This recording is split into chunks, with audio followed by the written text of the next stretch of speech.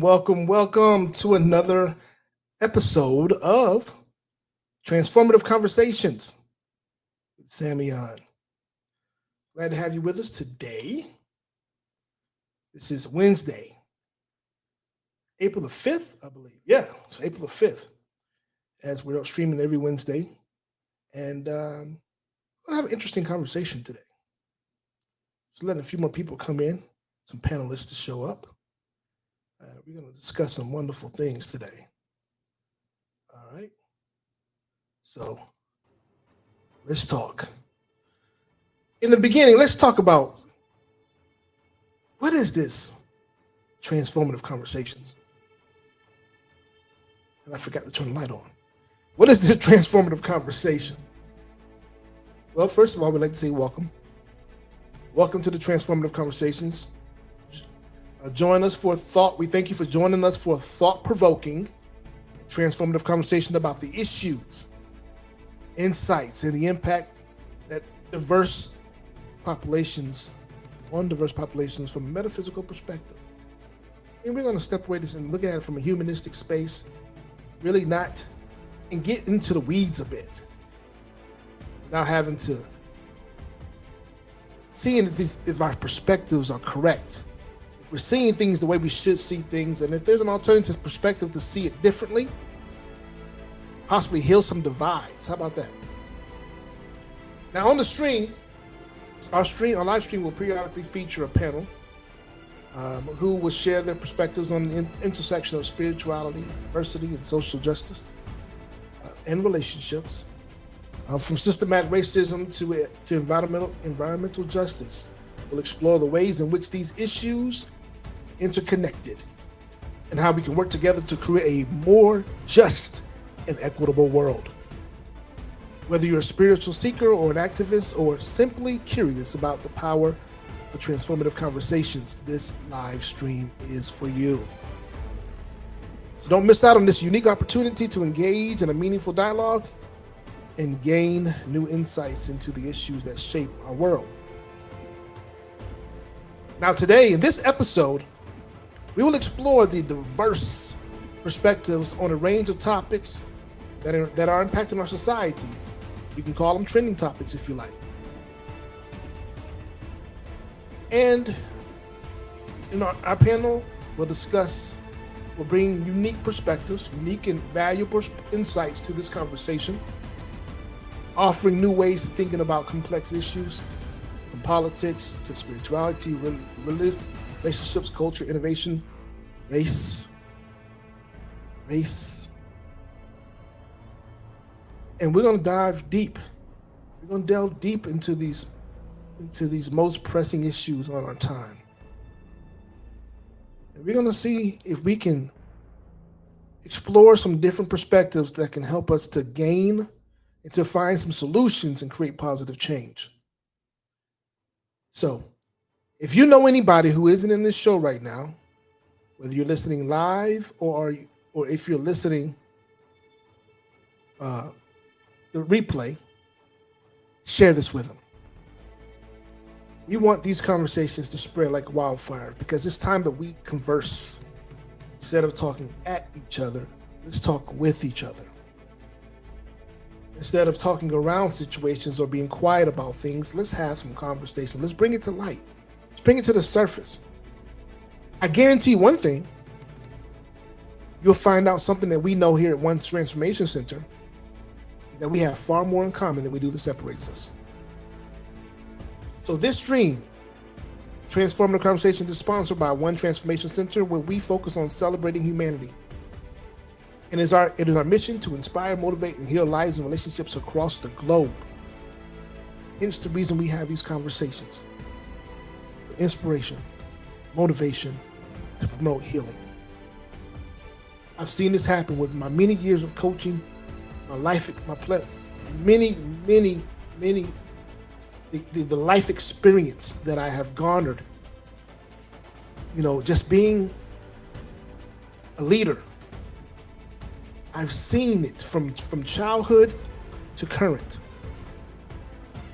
How if we just take a moment, set our ego to the side, we begin to gain a perspective different than the one we came into the conversation with, which allows for us to have understanding. And through understanding, we can get acceptance.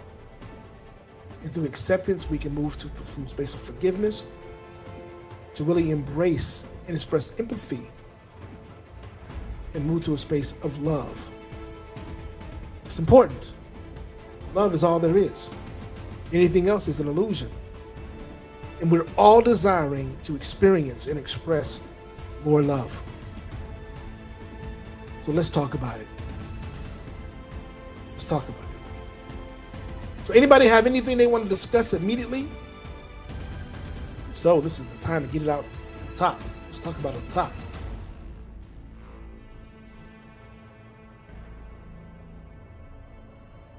If not, I'll start it off. Now I'll put in the comment section. We're going to have several conversations here. The one I want to start with first is about relationships.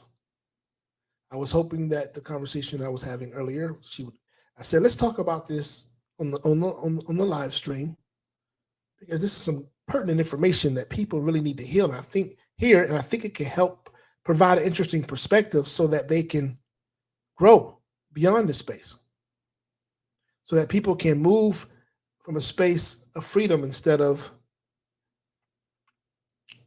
incarceration, instead of enslavement, instead of being bound and binded.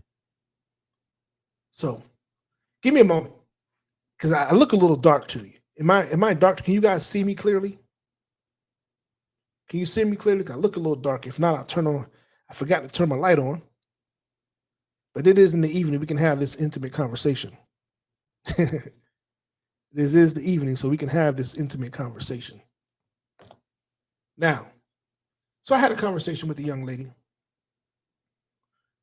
Known her for years. Going through a breakup. And she says to me,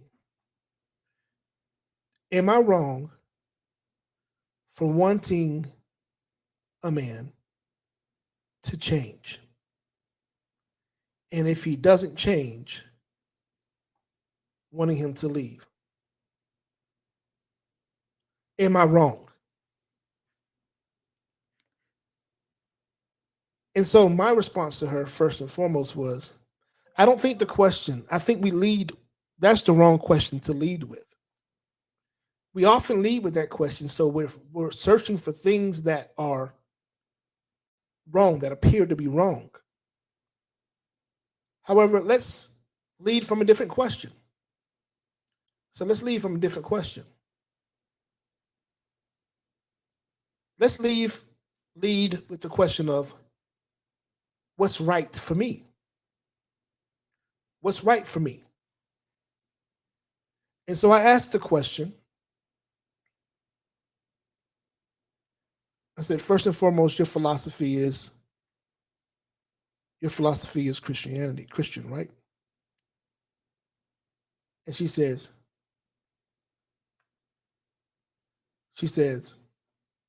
yes.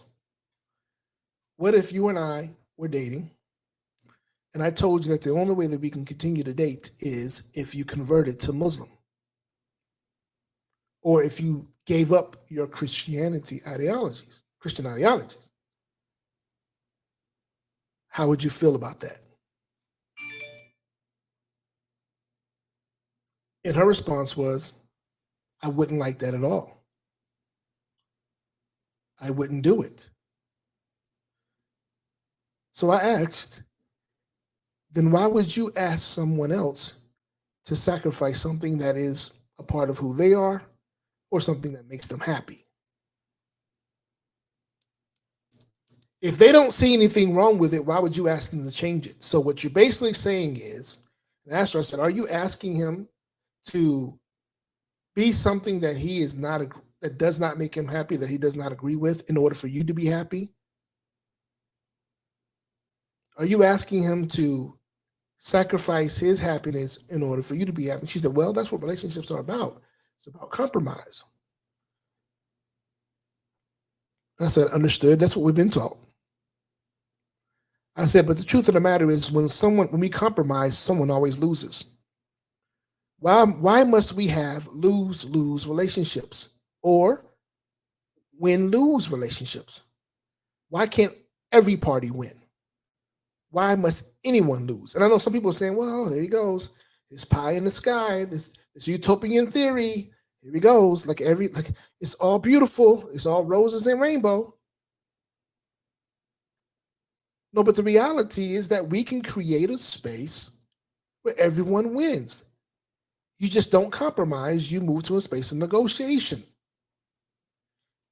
It's like we've really adapted this idea that if you bring 50% to a relationship and I bring 50% to a relationship, then we now have 100%. And what was so interesting, I've had this conversation and debunked this previously, but yet someone said this to me yesterday as if it was fact. And I responded, if you're bringing 50 and they're bringing 50, what happens to the other 50% of who you are? What happens to the other 50% of who they are? So just because you put half of you into a pot and they put half of them into a pot, where's the whole come from? Where's the completion come from? It doesn't exist, does it? Because half of you still is outside the pot and half of the other person is still outside the pot. So where is the whole? And sometimes I think we just need to think. We need to ask the real questions that cause us to think beyond ourselves. The question is, are you willing to use the biggest and strongest muscle in your body, which is your brain, to think, how is that possible? And so I said, now the reason I asked you to lead with the question is, am I right? Is this right? Right is really a abbreviated form of the word righteous. It's an abbreviated form of the word righteous. And so if you're saying if I'm right, you're asking the question, am I righteous in this space? Am I righteous in this space? And so the question is, if you're asking someone to compromise themselves in order to be in a relationship with you, are you being righteous? I'm going to ask that question again. If you're asking someone to compromise themselves in order to be in a relationship with you, are you being righteous?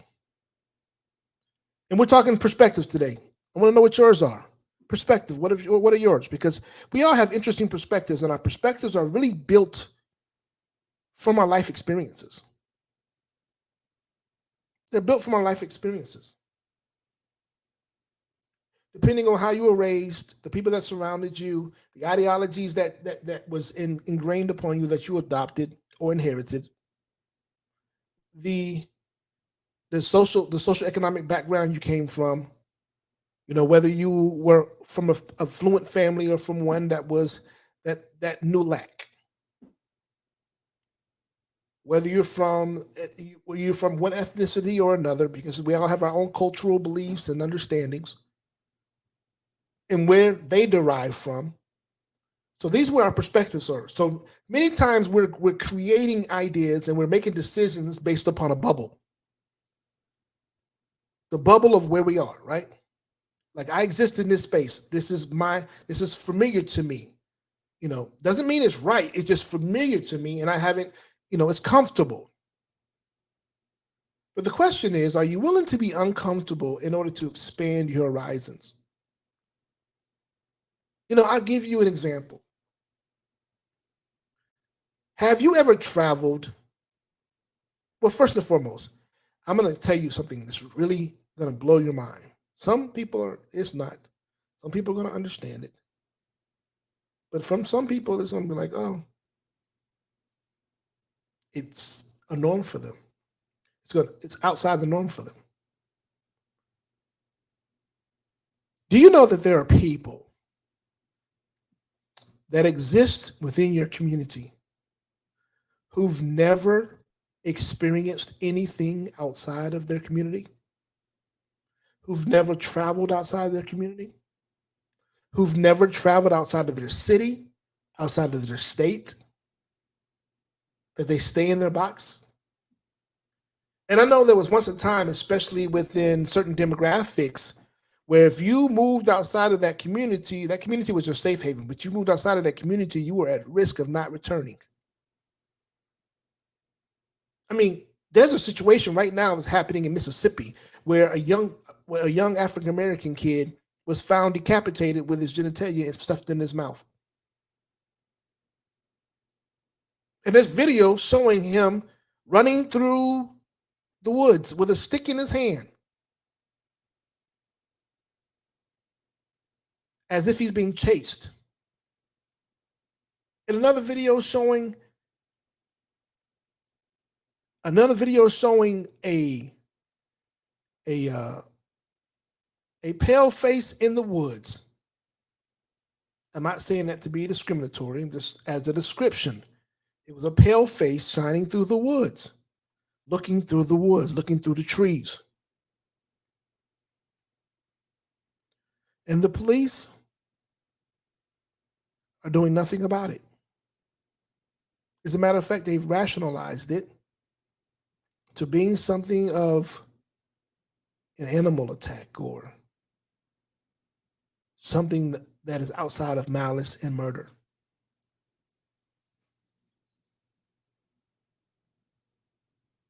So I'll go back to my point. There are many people who have not moved outside of their community. And so because of that, that's all they know.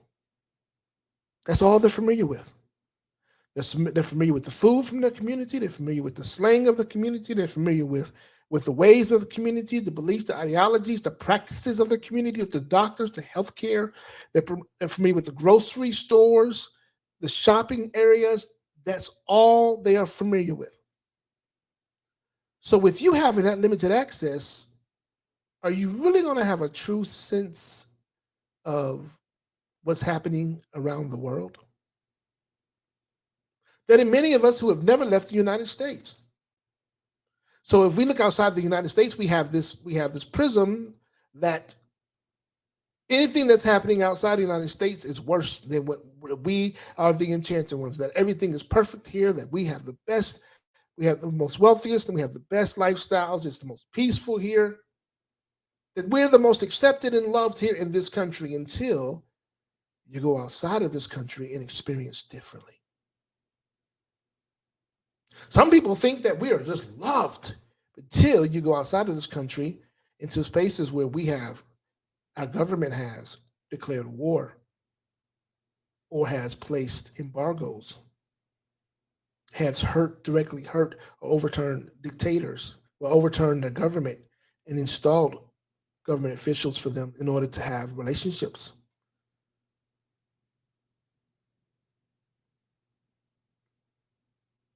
So we think that we're so adored, but the reality is we're not. And it's unfortunate because we don't necessarily carry the same ideology as our government. But sometimes we get put into the basket. So it's good to get outside of your comfort zones to get a perspective. Okay?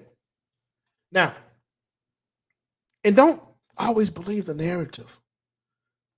There's a narrative that's driven around us for a reason. The question you have to ask when you see these narratives is, who is benefiting? Who's benefiting from this narrative? Because many times we get so caught up in the narrative, whether it benefits us or it doesn't, and that we don't see how it affects others. It's time for us to be able to see things from a bigger perspective, a bigger vision. So let's go back. I drifted. You say, well, what's this got to do with relationships? Well, so I was having a conversation and I said to her, what is the issue that you find the most disconcerting? And she says, he won't stop flirting and talking to other women, so on and so forth. Then I asked her the question, are you? Are you participating in this behavior? And I already knew the answer. The answer was she was participating in the same behavior, but she wanted him to stop it. But then she says, well, I only did it because I felt lonely and this, that, and the other, so on and so forth. I said, really? So now we're making decisions and we find the need to create a villain. Tell me, ladies and gentlemen, listeners from all across the globe, why is it that we find the need to create a villain? Do we always have to move from the space of needing to always be right? What is that about?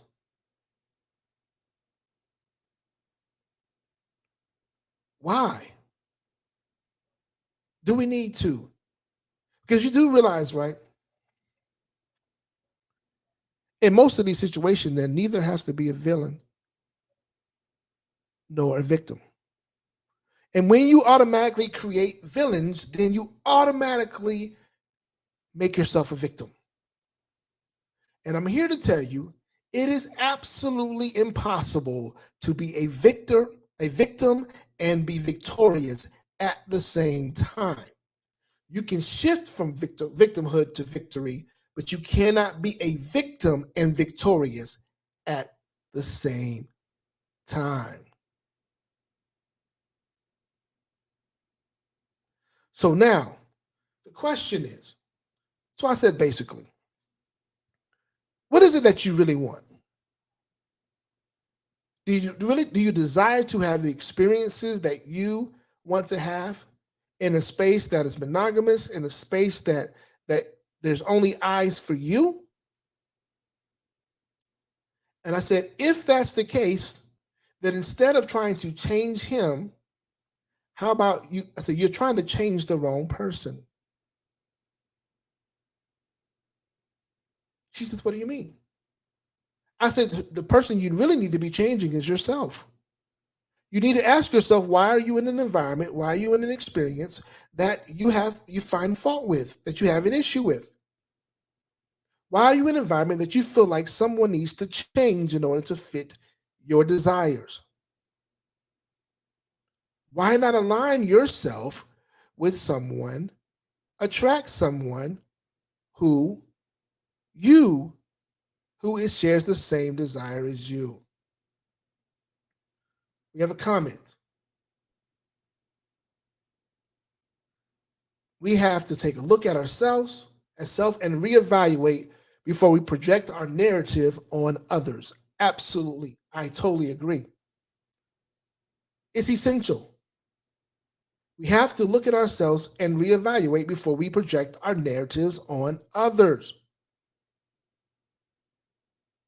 But do we do that? Why? If we don't, why don't we? You know, it's often said when you point the finger at something, there's three more pointing back at you, right? So if there's three more pointing back at me, that means I need to be looking at me three times as hard, three times more than I look at someone or something else. I need to be asking questions like, why am I experiencing this? Why is this in my space right now? Why am I seeing this? Because your why is going to allow you to open yourself up to get a better examination of what's really happening and what's really going on. I've said this several times before. You do realize that relationships, whether they are platonic or intimate, that they are merely an extension and a reflection of you. So if there's something about that relationship that you do not like, it's really showing you yourself. So the question is, are you willing to go within yourself to get a better perspective of why you're reflecting this? Or are you just going to sit over there and continue to project things? I think that makes you happy. I heard this acronym one time called sign language, SIGN. Do you know many of us have this we automatically go to the space of shaming. We shame, insult, guilt, and have the need to be right. That's how we create villains and victims. Through shaming, insulting, guilting, and the need to be right. If you really want to be right, then make the right decision for you and not try to have somebody else do it or make somebody else the bad guy. I'll be the first one to tell you, especially in my younger years, I always tried to make myself the bad guy so that I wouldn't hurt the other person. When the reality is, I just wanted out. And I didn't say I wanted out and didn't give the reason. And I tell people, I said, listen, there's ways that you can provide insight and to continue your journey without shaming, insulting, guilting, or needing to be right. You can simply say something like this. You know what? I love you and I'll always love you. There's nothing that you can do about that. However, I understand that we're moving in different directions right now. It's clear to me. At first, I was kind of wondering what's going on, and I went inside and started doing my work to fix the things that I needed to fix, focus on the things that I could control. And I realized I was still feeling the same way. We're moving differently. And I don't want to stop you from being able to achieve and to receive what it is that you desire to achieve and receive. And nor do I want to distract or stop myself from that. So it's best that we move forward, that we continue our journey separately. I absolutely want the best and highest good for you. You deserve it, just as well as and I do as well. That way,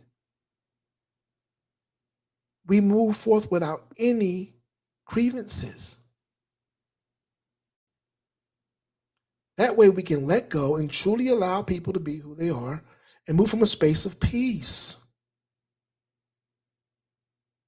We all come to the stop sign. We all come to a four-way stop. We all come to a fork in the road. It's just a matter of what we're going to do. And many times we choose not to operate from the law of attachment because we just want to be so attached because our identity has become a part of the experience that we're sharing.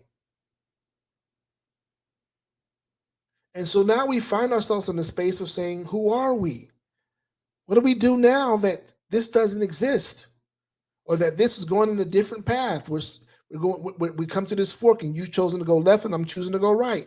What do we be now? That's why it's so important to understand that a relationship is like a three-legged stool. It's you, it's the other person, and then the relationship. Each are singular entities merging together as one. But in the instance that the merger liquidates, they're still strong single entities. I'm going to say that one more time. Somebody may not have gotten that. So I want to make sure you received it clearly. Relationships are like a three-legged stool. It's you, the partner, and then the relationship. Each one of these three are single entities. And in the event, in the single entities that have merged to make one entity, which is known as a relationship. But in the event that that one entity liquidates, the two other entities will continue their path forward as a single entity without any damages. It should be to be able to move forward without any damages. Now, granted, when you move to a single entity, it's important for you to understand that you don't settle, you don't sell yourself short, that you don't compromise or forget who you are. You don't just table that when you get into that experience, that relational experience. Because what you don't understand is your value was established before the merger occurred.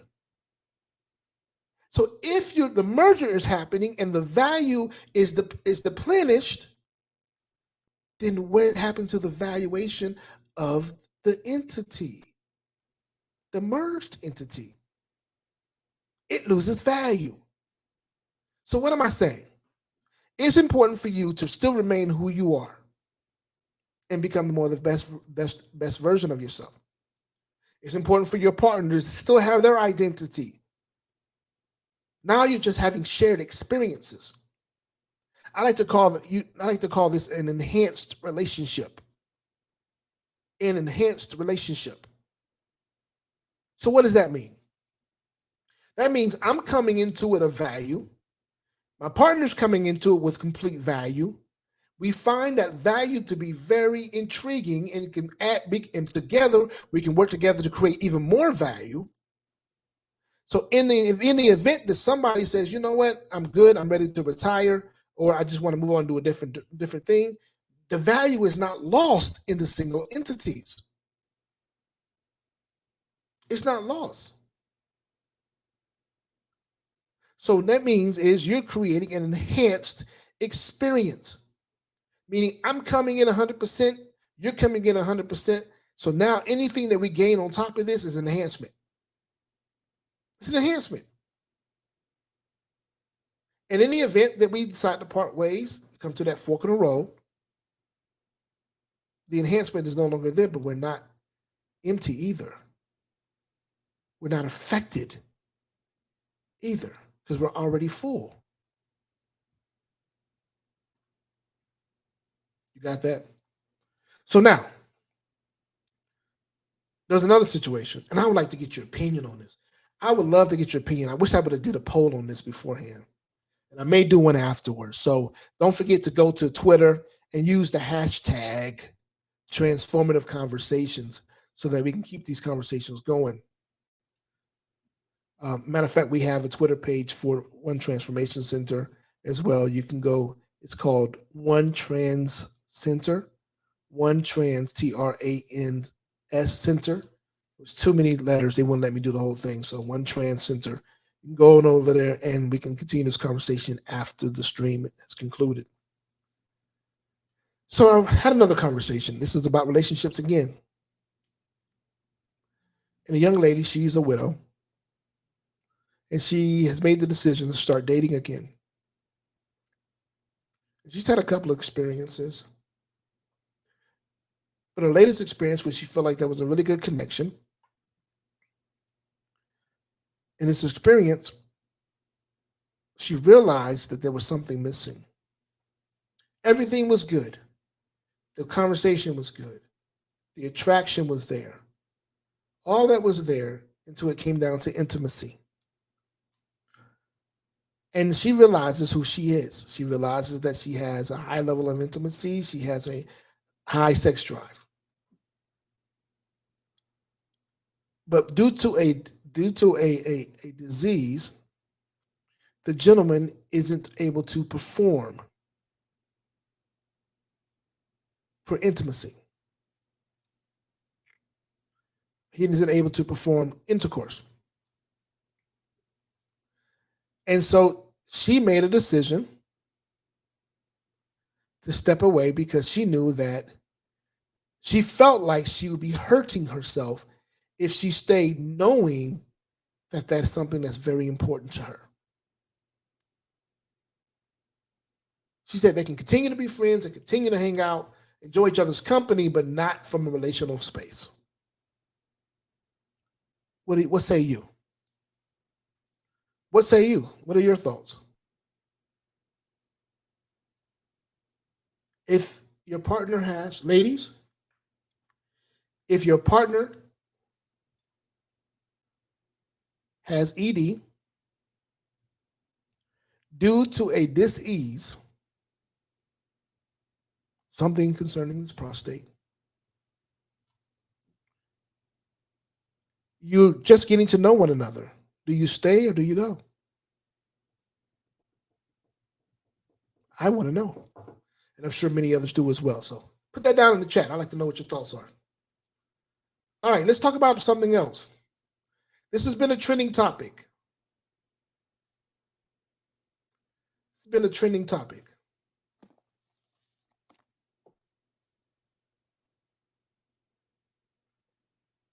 So, trending topic. Relationships. Again, about relationships. Submission. The topic of submission. Men wanting women to submit, women saying no. Or why should we, right? Let's talk about it. I have an article up here. I want to bring it up. Let's see here. Let's bring this article up.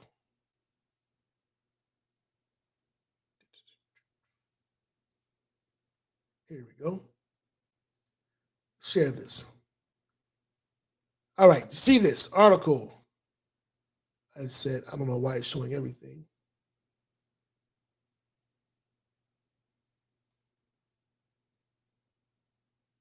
There we go. You see this article?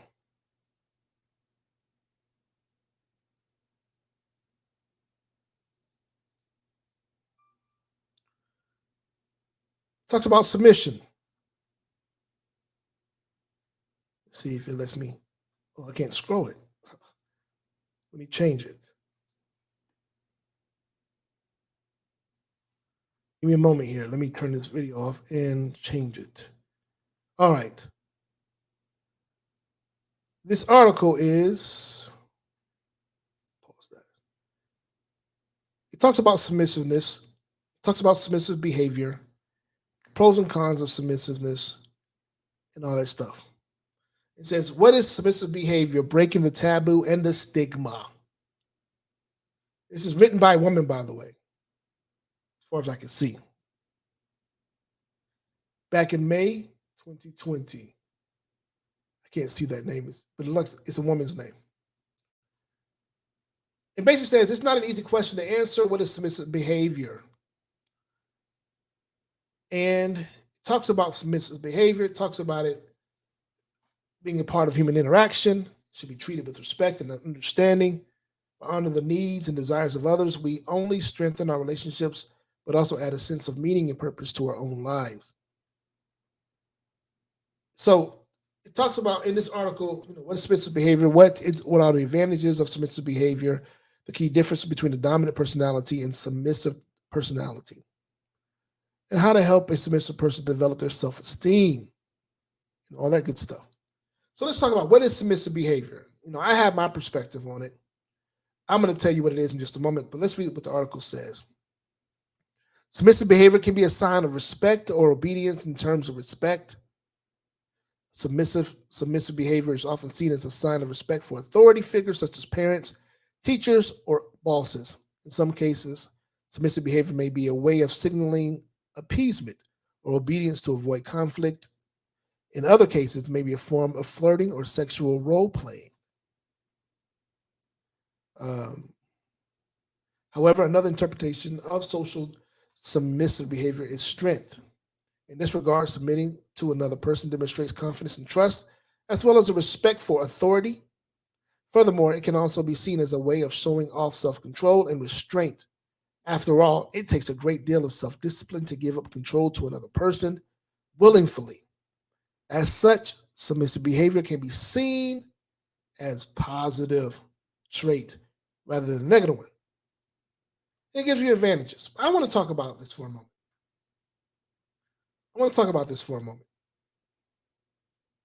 First of all, I'm of the belief that submission is a gift. Submission is a gift. Thank you, Almost Blessings. The article was written on May 31st, 2022 by Christina. I'm not going to try to pronounce her last name. I will not butcher it. And so my submission is a gift. But I find it very interesting for those who say, oh no, I can't be submissive to my partner. I can't be submissive to a man, right? Or he has to earn my submissiveness, right? I find that interesting, and I'm going to tell you why I find it interesting. If you go into your job, or if you're approached by an authority figure, how do you show up? Are you submissive or are you aggressive? Are you submissive or are you dominant?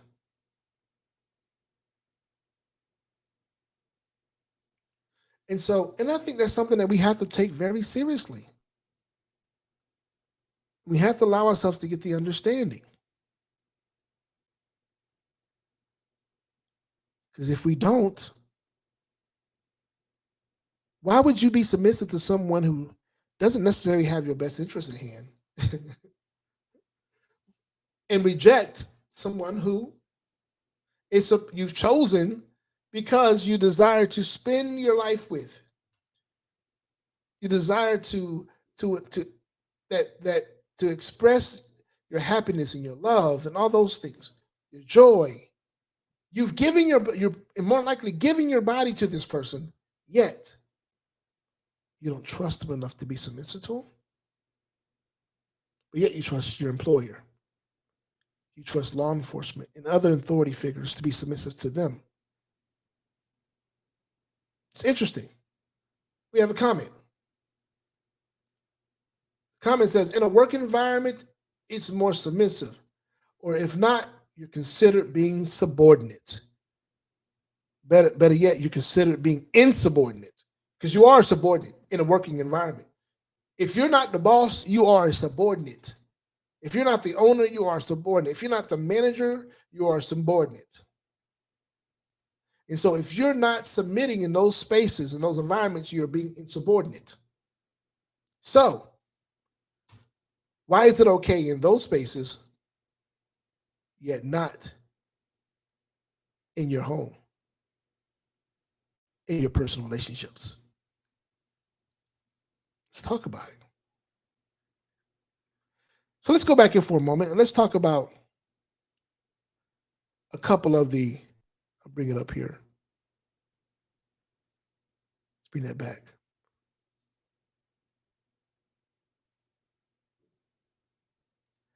A couple of the advantages of submissive behavior. You can always go check this article out at seedscientific.com. Seedscientific.com. It says there's many advantages to submissive behavior, both for individual and the relationship. When it comes down to the individual, submissive behavior can always be a way of showing respect for authority figures or signaling appeasement or obedience. In terms of relationships, submissive behavior can build trust and intimacy and strengthen bonds between partners. It's also a form of communication and expression, trying to helping to promote open and honest dialogue between individuals. Now, there's some key differences between dominant personalities versus submissive personalities. Let's talk about that, because I think we're trying to figure out where this fine line exists, right? So it says people often think of dominant versus submissive in terms of black and white, but in the reality, it is that there are many gray areas. Some people identify as dominant, submissive, or a switch, someone who's both dominant and submissive. A dominant personality types tend to be assertive, confident, and analytical. They like to be in control and take charge of situations. They are often good at making decisions and tend to be the natural leaders. Submissive personality types are typically more shy and introverted. They prefer to follow rather than lead and often defer to others when it comes to decision making. Switches are people who enjoy both dominant and submissive roles. They may be equally comfortable taking charge or being directed, and they typically enjoy the flexibility that this type of relationship offers. Now, it goes further to say how to help a submissive person develop their esteem and all that good stuff as well. Well, so I want to say this. I understand that you find the need to trust.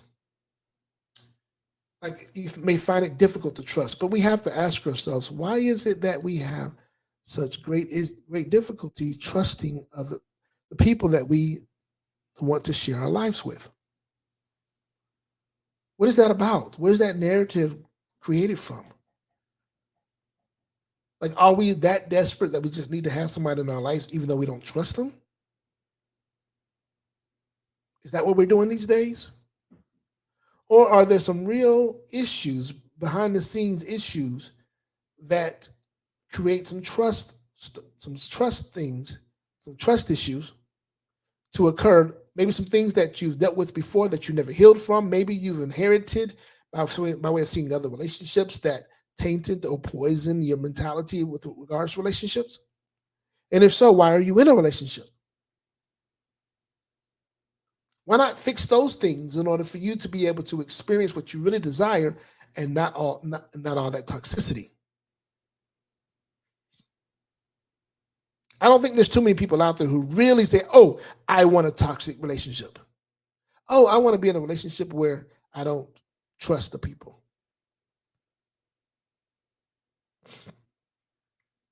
Comment says, I think it starts as children. The first trauma from those we trusted. Yeah, it very well can start as children. And a lot of times it's also seeing our parent experiences when we have learned. So yes, you're absolutely right. It becomes a learned experience. A learned experience. But the good thing about learned experiences, you can unlearn them. So let's carry that conversation over to the Twitter as well. Use hashtag Transformative Conversations. Hashtag Transformative Conversation. Submissive. Let's keep that conversation going. All right, the last thing I want to talk about. I don't know if you can see it. Let me see if you see it on my screen. You don't see it, so give me a second. The last thing I want to talk about is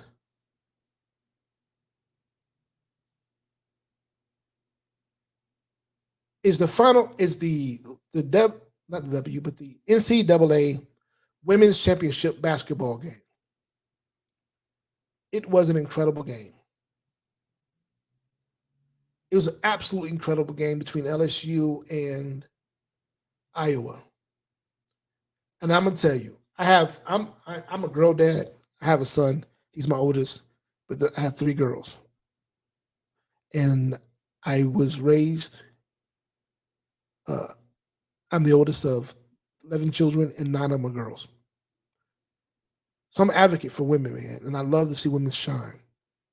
Not that I don't want to see us shine as men, but I love to see women shine. And so here I am watching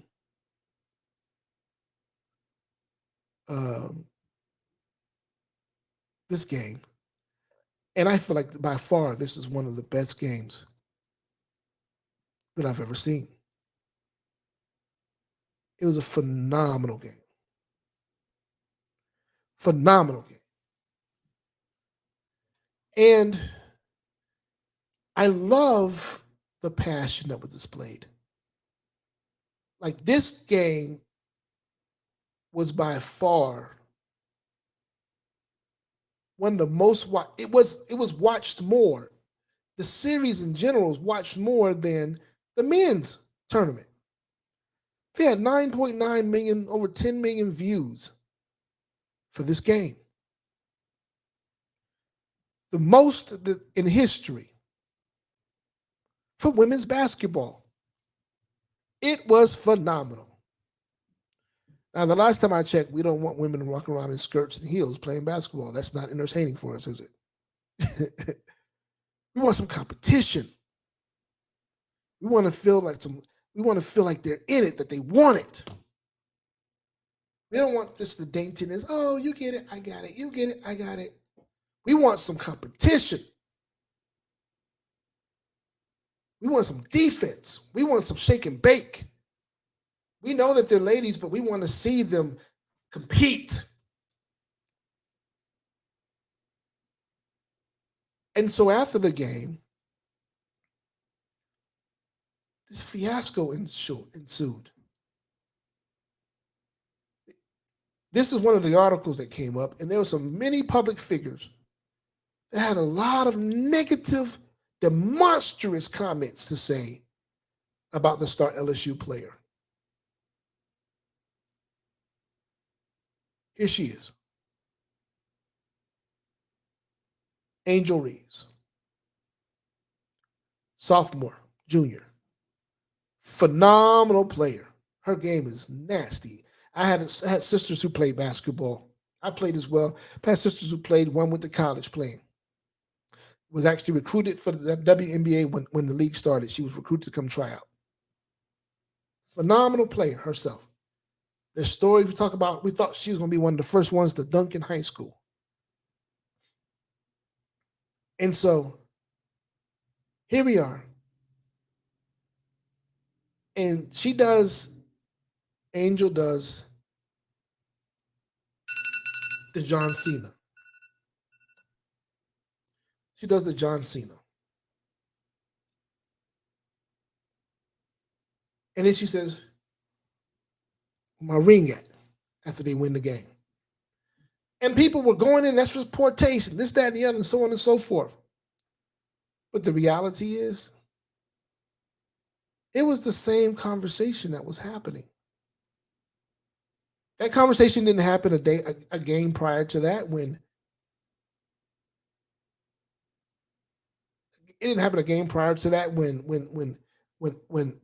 Caitlin, number 22 that we see on the screen, when she did it, you can't see me. Greetings, Ebony. It didn't happen then. So why in the world is it happening now? And so the question came up.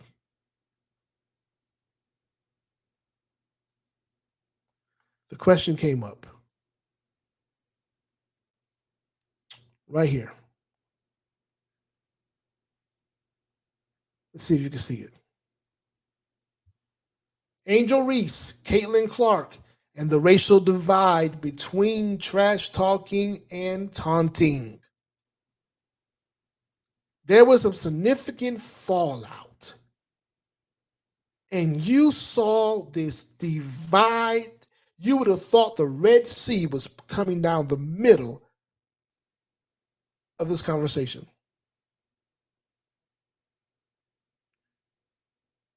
You had those who were saying Angel Reese was classless, that she was thug, she was ghetto, all this stuff. When none of that conversation happened for Caitlin. So the question I have is why? Why? So let's check out this article. It says, in the waning moments of the NCAA Women's Championship game, LSU star Angel Reese made a gesture where she put her hand over her face while looking at Iowa State's Caitlin Clark, known as "You Can't See Me" gesture. It was popularized by WWE wrestler John Cena, who copied it years ago from G-Unit rapper Tony Yayo. The person who uses the gesture is basically telling an opponent that their skills are so superior that they are invisible. Days before Reese would make the "You Can't See Me" gesture, Clark would do the same thing while looking at Louisville star player Haley Van Lith. Clark and Lith were trash talking each other the entire game, and Clark even told Lith, you're down 15 points, shut up." The media picked up on Clark's gesture, and some outlets began to highlight Clark trash talking. ESPN produced a segment called Caitlin Clark, Queen of Clapbacks. In the segment, her teammates provided insight on some of the Clark's best moments of trash talking opponents. Most of her team were excited about her making the "You Can't See Me" gesture. However, when Reese returned the favor to Clark as LSU captured the championship, she was immediately met with vitriol and hate. Listen to this part. Longtime sports personality Keith Olbermann, we also saw him on MSNBC for a while, lashed out by tweeting at Reese, "What a effing idiot." He continued, "Doesn't matter the gender, the sport, the background. You're seconds away from a championship and you do something like this and overshadows all the good. Mindless, classless, and what kind of coach does this team have?"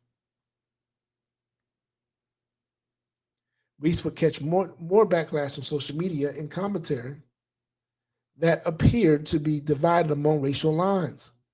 Sports commentator Danny Cannell said, "What a classless move by Angel Reese, doing way too much to taunt Clark." Emmanuel Acho of Fox Sports responded to Cannell by tweeting, "If it wasn't classless when Caitlin Clark did it, don't call it classless when Angel Reese does it. Let the women compete. It's sports."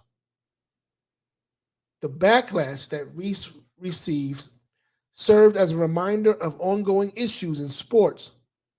Black athletes are vilified when they do similar things that white athletes often are praised for. The thin line between good-natured trash talking and taunting becomes more evident with the reactions given to Reese and Clark. Unfortunately, two players who were both showing their competitive nature were put in the center of revealing an ugly truth about race and sports. Let's talk about it, people. Let's talk about it. Why are we continuing to broadening the divide in our country? Why are we allowing these individuals, pundits, whether they are political or sports, to create a further divide in our country? When the reality and the brass tacks of it is, when we get down to it, we have so much more in common than we do that separates us. When are we going to say enough is enough? It reminds me of the affirmation from this morning that reads, the affirmation from this morning that reads, you are one self with me, united with our Creator in this self. I honor you because of what I am and what He is, who loves us both as one. I'm going to reread that. You are one self with me, united with our Creator in this self. I honor you because of what I am and what He is, who loves us both as one. Why is it that we feel the need to dishonor ourselves when we dishonor others? Because it's really saying more about ourselves than it is about other people, if we're going to be honest about it. It is saying so much more about who we are and the character that we hold than it is about other people. It talks about the hate that you have in your heart. And you have to ask yourself, why is it that you have so much hate in your heart for someone else who's not doing you any harm? I've talked to so many people of European descent who like to throw this idea of replacement theory. Replacement theory. And I asked them, what is it that you're so concerned about? Why is it that you are concerned with the idea of potentially becoming a minority? What is that about? And you know what I hear overwhelmingly? They're afraid. They think that we're going to create the same injustices to them that they are currently, or their laws are currently, or their ancestors previously caused to us. I hate to tell you, good people, that's not who we are as a people. As a descendant of African, as a descendant of Native people, that's not who we are. If we wanted to do that, we would have been did that a long time ago. You do realize that there were more enslaved people than there were slave owners. If there was going to be an uprising, it would have happened a long time ago.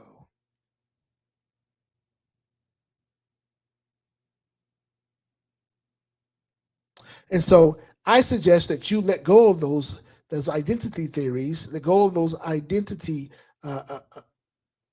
those movements to in that. Matter of fact, let go of your sign language. Let go of your shame, your insults, your guilt, and your need to be right. Let it go and live. Your demographic has only become a minority simply because your demographic has chosen not to procreate. That has nothing to do with anybody else's demographic. And the reality is that you've benefited from the previous minority class tremendously. So are you concerned that you're still not going to be able to benefit off their backs, off their mind, their labor, off their creativity? And that they may take ownership of that and begin to benefit directly from them themselves, which is narrowing the gap? Is that your concern? If that's your concern, you really need to ask yourself why. And if you're spending so much time worried about those things happening, which if it's going to happen, there's nothing you can do to stop it. You can delay it, but you can't stop it.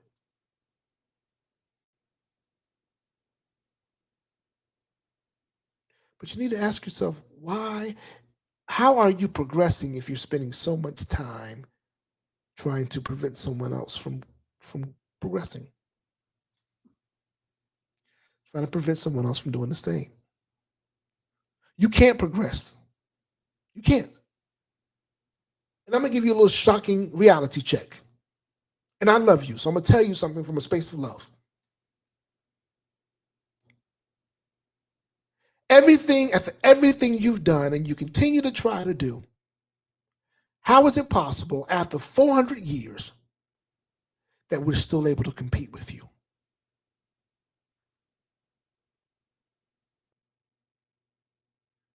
How is it possible? So all your antics, all your demagoguery, after everything that you've done, you're belittling the incarceration, the tearing down of families, so the taking away of identities. After you've done all these things, how is it possible that these people can still compete with you?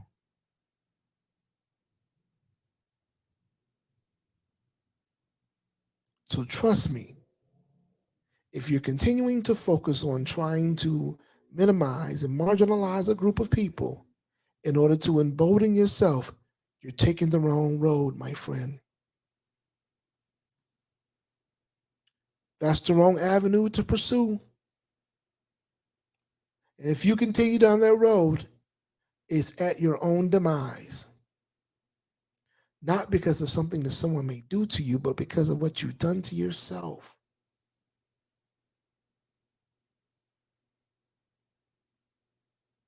So take a moment, assess what's really happening, and say, how can I continue to grow my family? How can I continue to be an asset and not be a liability? How can I continue to be relevant without trying to minimize or marginalize a group of people? For we have so much more in common than we do that separates us.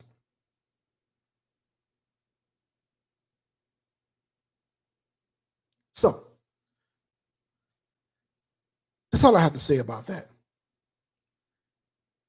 I can drop the chat if anybody wants to come in and make a comment or discuss something else. You have about 15 minutes.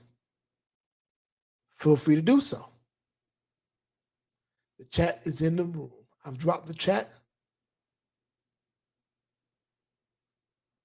so you can see it. Just click that. You don't even have to show your face. Just come on the stream, ask your question, make a comment, and we'll go from there. In the meantime, if you miss any part of this, feel free to go back and check out the beginning. And if you're here, like the stream. It doesn't cost you a thing. You can even harder if you want to. Share with other people so they can become a part of this conversation as well. And also go to our social media spaces, which are at the bottom of the screen. YouTube, Facebook, Instagram, all one Transformation Center.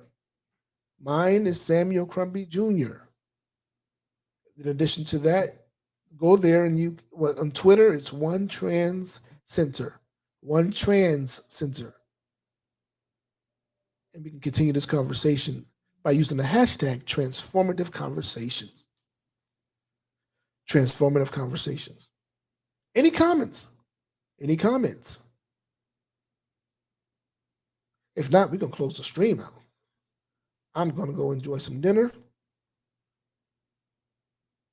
and get ready for tomorrow morning at 6 a.m. Eastern Standard Time. I will be back on. We do our morning manifestation sessions. And then at 9 a.m. tomorrow, I will be joining the Victory Church of Pakistan and providing and having a talk, a speech. They want me to come and speak to their church, the congregants. So feel free to tune into that as well. You can come check that out. We'll be live at 9 a.m. Eastern Standard Time. So no comments from me at this time, she says. Ebony, I know you came in a little late, so feel free to go back and check it out. You can always leave a comment in the stream as well, and I'll go back and check it out. It populates on my phone, and I can respond back to it as well. So, if you have any topics, that you want to cover, if you want something you may want to see me put together an expert panel on, feel free to let me know. I would love to do it for you. All right.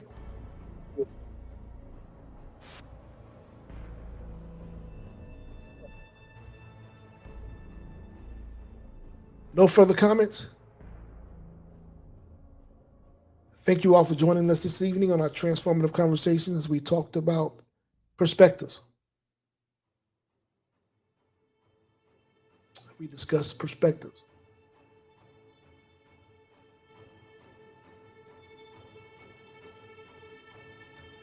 And look forward to having you join again. We'll be back with Transformative Conversations again next Wednesday at 8 p.m. Eastern Standard Time, 5 p.m. Pacific.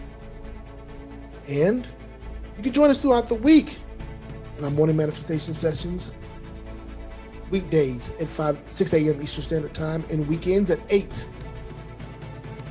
And also on Sunday, we'll continue our 13-week series of the Magnanimous Manifestation. You get the tools to become master manifestors. Tools to show you how to manifest, that your manifestations, that which you manifest goes beyond you and blesses, expands beyond your family and your immediate circle. Check out, there's a book that's coming from that too. It's called The Power of Magnanimous Manifestations. So again, thank you all for joining us. Feel free to support us. Feel free to support us in the broadcast with a donation.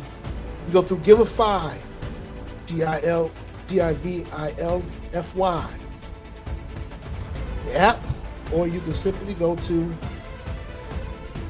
the website and search One Transformation Center. Ooh, show us some love. Or you can come and do it via Cash App. Directly to me at Samuel Crumby Jr., Cash App Samuel Crumby Jr. Appreciate any denomination. It all goes back into the stream. Help us be able to bring this content and bring other guests into the space. Grateful for all you do and for all that you are. So, until next time, love you, appreciate you. Go forth and live a transformative life and have those conversations. Be great, good people. Again, you can see the social media stuff on the screen. And tap in next time.